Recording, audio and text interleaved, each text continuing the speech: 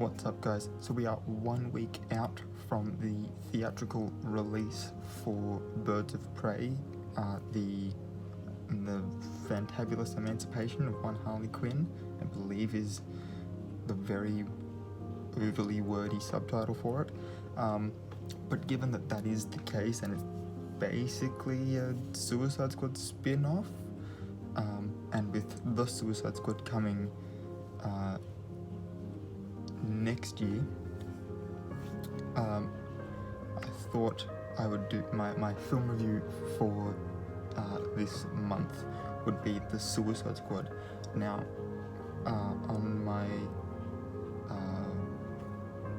last channel that I'm no longer uploading to, and that come 1st of February, going to be like basically purging. I'm going to go through, take all like the good ideas, write them down, and revisit them later down the track. But basically going to be purging the channel. But on that channel, I had done a bad film review, with a little series where I sort of took famously hated films, rewatched them, and in some cases endured the worst cinema has to offer, to sort of re-review whether or not they had deserved the critical scores that they were given, and I had also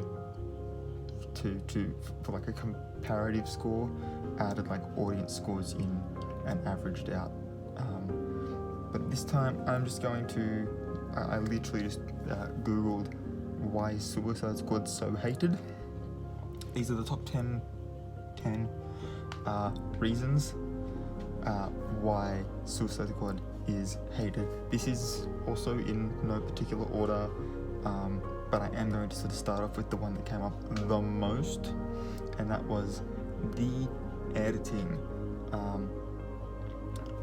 The general gist that I sort of read, and I was on like 3 or 4 different sites, I can't even remember what they were, so there's not going to be any links. I wish there was, but like I said, it's literally why Suicide Squad's so hated, and there's forums and articles galore about why this film is so bad when it should have been so good. But the editing was like highest priority. It's on every list that I read, and the general consensus was because David Ayer had written the script, David Ayer had directed the film, and then because of the hype, from the trailer, the hype that the trailer had built, they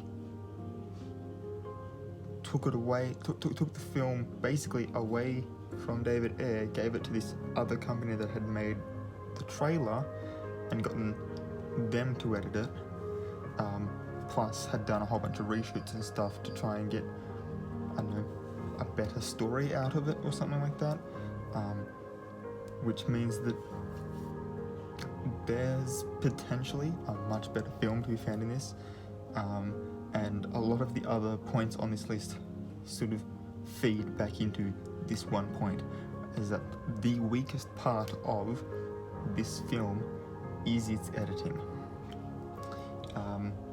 And so obviously from that, the next point that I'm going to bring up is the individual acts, because the first act is probably the best, and as the consensus is, the first act is the best. Middle act is kind of lackluster, that builds up to something that's supposed to be really fantastic, and then the third act just falls flat. So the first act, its issues lie in the fact that it is exposition after exposition after exposition just to introduce the team, because up until this point they'd had 2 or 3 films. I'm not entirely certain. Let me just quickly look that up.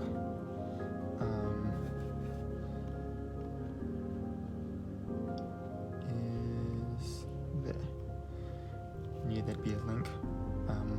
I've got the Wikipedia page for the Suicide Squad up, just so I can. Okay, so Yeah, so there was only 2 films out before that. So there was Superman, Man of Steel and Batman vs Superman were the only ones before Suicide Squad. So the fact that they were then trying to introduce a Batman villain with no actual solo Batman film. Actually, he's in 2 of the backstories. He's in Deadshot's and Harley Quinn's. And if you'd just taken those 2 characters and made them the villains for a Batman film before this, you wouldn't have had to have their expositions. And considering that they are the 2 of the 4 major characters in this film, that's saying quite a lot. You've then got the little sort of throw in for Captain Boomerang with the Flash showing up. Again, had they done a Flash film first, even if Captain Boomerang was the opening villain and not the main villain, it still would have explained, and we still could have had like a cool fight sequence between the Flash and Captain Boomerang. Got to see what he did. I'll touch a little bit more on characters specifically in a moment. But yeah, just the fact that it was kind of like the first act is basically Amanda Waller talking to a bunch of guys in a restaurant about her idea, and then a bunch of guys in a government conference room about why it's a good idea, and then intercut with backstories and introducing all of the characters at the prison itself, and that's the entire first act. Nothing happens. We're not even introduced to any of the characters that are going to be sort of major players until the first act is almost ended, and I'm talking primarily there about El Diablo. Slipknot is in the film for about 5 minutes, and his only real function is to prove that they will blow heads up, and that they do actually have the things in their necks that will blow their heads up. But yeah, exposition is all of the first one. Like I said, the middle section's kind of lackluster. They're fighting literally faceless minions, because bad guys always have minions, and yeah, they're literally just faceless. They are a reference to characters in the comics, but they're never like explicitly named. They're just like the things that they fight. And then yeah, the climactic third act, which is another point that I will come to in just a moment. Another thing that it struggled with was a PG rating. This is a film about a group of supervillains, not anti-heroes, supervillains, being forced to do heroic work by the government if they want to live, right? It's like, either you do this or we just kill you now, because they do the work and they get to continue living and society can continue to function, or they don't, they die and someone else just gets thrown into the mix anyway. So when that's your premise for the film, an R rating, and I am talking here American ratings, I should probably pull it out of my drawer, it's going to take too long, but my copy of Deadpool, which is an R-rated film, in Australia is only MA, which just goes to show you, to get an R rating in Australia, it's going to be a whole lot worse than it does to get an R rating in America. Yeah, just sort of something to think about there. But the R rating, is, as it stands, is kind of Australia's MA, and this is, I think, the low end of an M. I think it's a PG-13 in America, and it's like the low end of M in Australia for Suicide Squad. And realistically, they should be very comfortably in that MA section. There should be a lot of violence. It shouldn't be, family-friendly dialogue, because it's a team of supervillains, people that are very immoral. Right? We're not talking about superheroes here. Yes, the characters are comic book fan favorites, but they're comic book fan favorites as villains, not as superheroes. And so trying to fit them into that PG mold that they tried to put them in was obviously a mistake. The inconsistent tone, as I said before, with the editing, this kind of comes into it, because you had one person writing it, one person directing it, having this vision of where it's going to go, and normally the director has some say in the editing, but by not having it be the same people, like his sort of editing team editing it, it was handed off to someone else, and therefore he's like left out of any influence over the editing of it. And then they've gone and done reshoots to make the story that they think it's supposed to be, because they don't have the requisite shots to make the story they think it's supposed to be. Obviously there's this inconsistent tone, because 90% of it is David Ayer, and then the rest of it's like, oh yeah, but like we need like this fight scene or whatever. So it's sort of, you're not really sure who's really trying to sort of tell the story, kind of thing. The next on my list is there's basically no character development. As I said before, there's 4 basic characters: Amanda Waller, Deadshot, Harley Quinn, and El Diablo. El Diablo has sort of, he's sort of the one that comes closest to giving the third act its like little wow factor by like what he looks like, and it is teased earlier on when he sort of waves his hand in front of his face, and you can see like his devil face in the flames, and then he gets like ridiculed by Captain Boomerang in what is supposed to be a comedy relief part.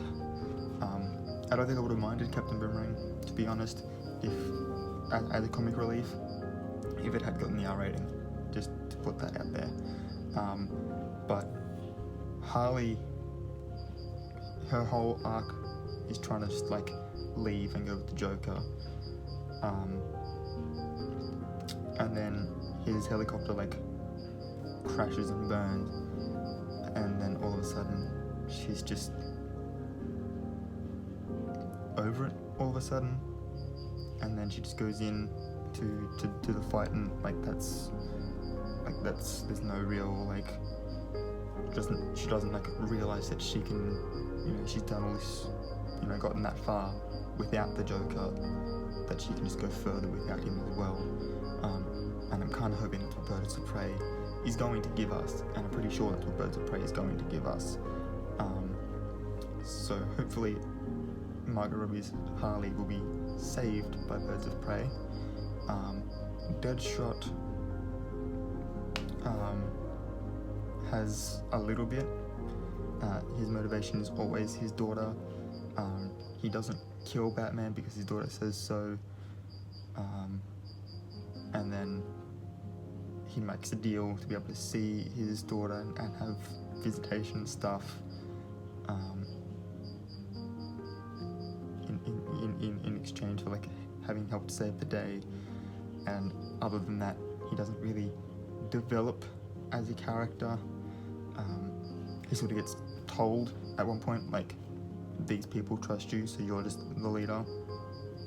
And that just, everyone just seems to go along with that. It's very just convenient writing. And then Amanda Waller's just sort of Amanda Waller, and realistically she's just the biggest villain in the whole film. I don't know why it didn't turn out that, the big reveal of the person that we're trying to save being Amanda Waller should have made them more like turn around and try to fight Amanda, I think. I mean, it wouldn't have been hard for Deadshot to like shoot the phone out of her hand, which would have destroyed it and therefore basically rendered the explosives in their neck moot. And then they would have just been able to start wailing on Waller for lying to them from the get-go, but that doesn't happen. The anticlimactic third act, which I have now dubbed as DCEU-itis, because pretty much every film in the DCEU has had this problem. Shazam and Aquaman notwithstanding, and Man of Steel notwithstanding either, but Man of Steel is a different case. It's basically just a remake of Christopher Reeve's Superman 2. So that's another video for another time. But pretty much every other film has had this, where it's gotten up to sort of the big like boss fight, and all of a sudden they've just like rushed everything in so they can have their last battle and finish the film. Because like you get to that part where they're all like, no, we're done, and Rick Flagg's like, you know what, that's fair, doesn't even go after them. And they're all in there, they're just drinking. They could quite easily have just been like, you know, like, let's go and like help her, you know, like society hasn't helped us, let's go help Enchantress. And they decide, you know what, let's just finish the mission because the script requires us to. It's just like Dawn of Justice with the whole Martha thing, so that Superman and Batman will work together to destroy Doomsday. It's like revealing that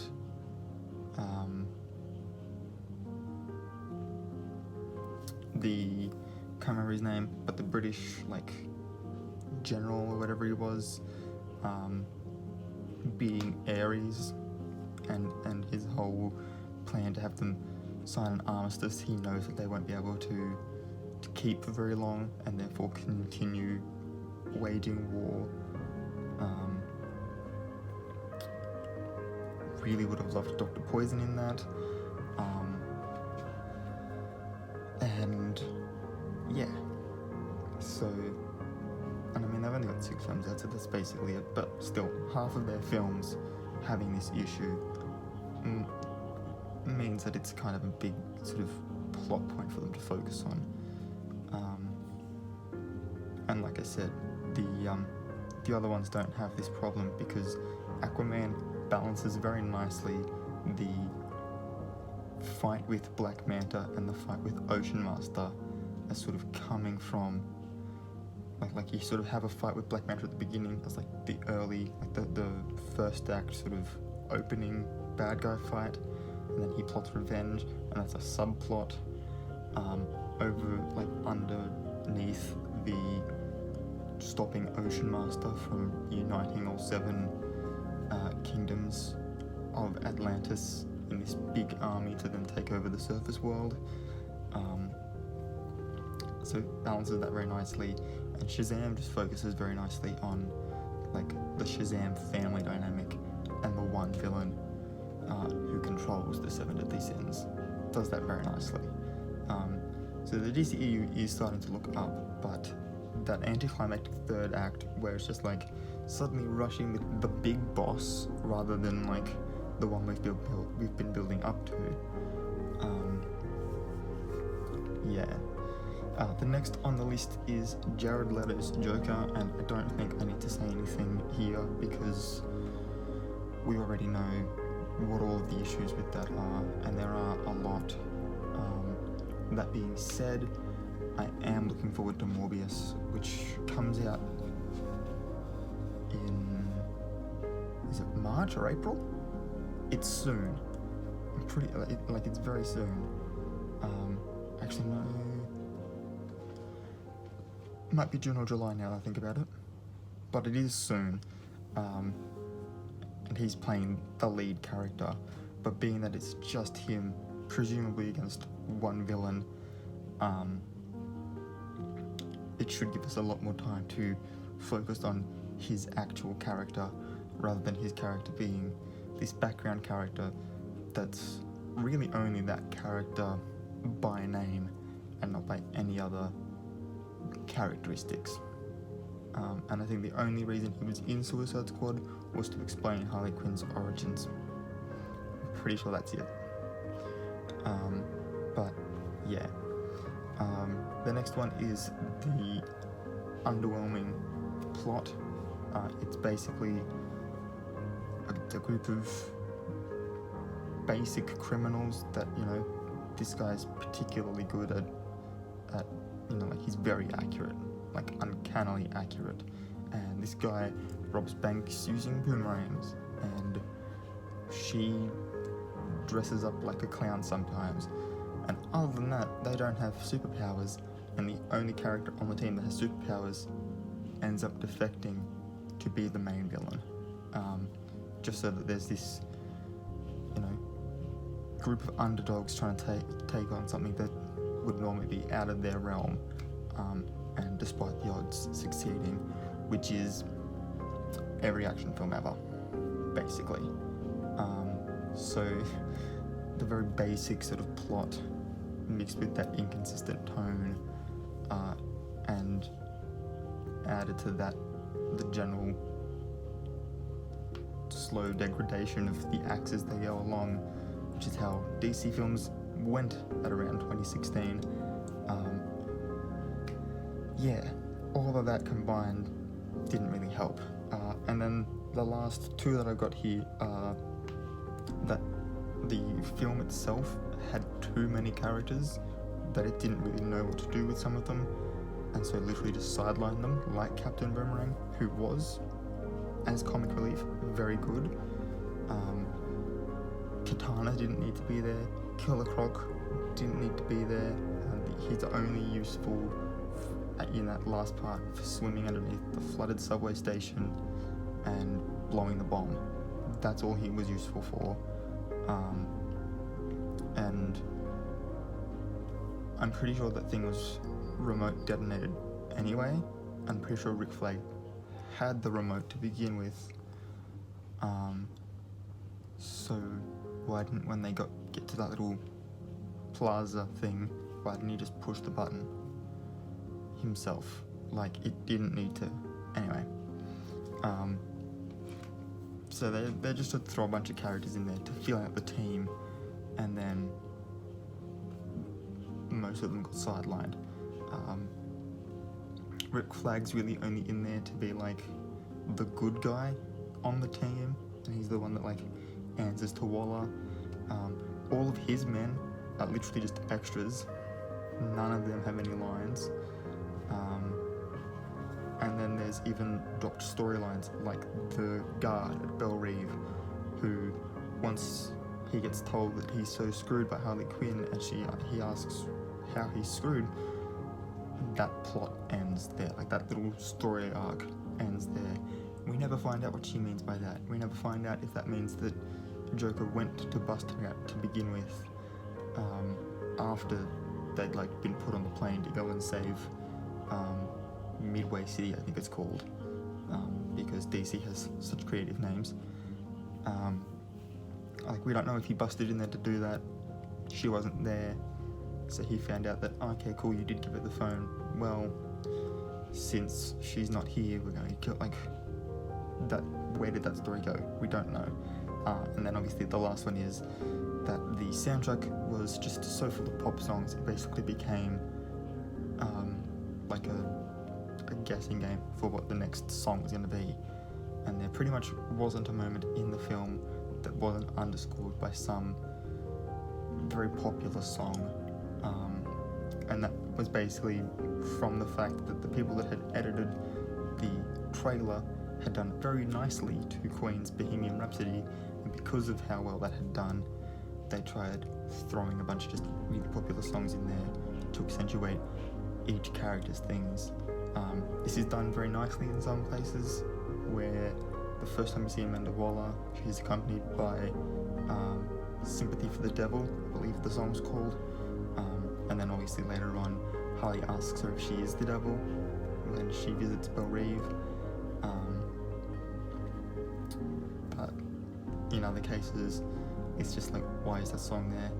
even to the point where some of the songs used aren't even by the original artists that wrote or sang, performed the songs.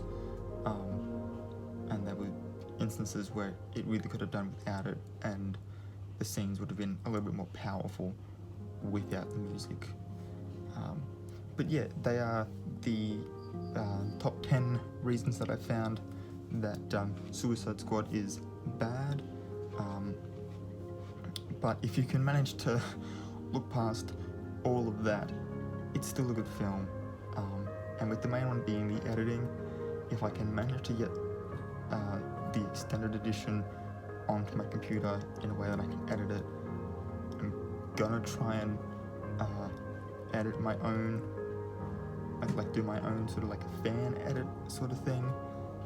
And if that works, and I can make a semi-decent film out of it, I may upload it. That all depends on like copyright, etc, etc, etc.